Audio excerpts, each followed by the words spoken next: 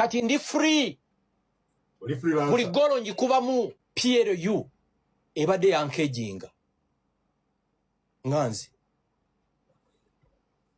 yes kuba kyolina okumanya wali kyebayita corrective decision nze nalinda byowana ebintu nali sisubira nti ndireba Nelson Mandela nga ava mu kkomera nakiraba nga ndi mwana muto nali sisubira nti ndiraba Barack Obama nga afuuka the first US black president awulira nali simanyi nti olunaku luli kya Gaddafi n'afa amaanyi ge yalina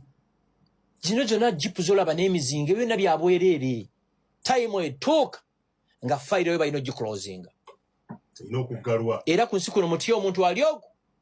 mutye Allah mutye Allah teri kirala bino byendaba abantu beefuula ab'ekitalo biki NNC ejja baleetera amawulire ge mutasuubira wadde kwewuunye n'okwewuunya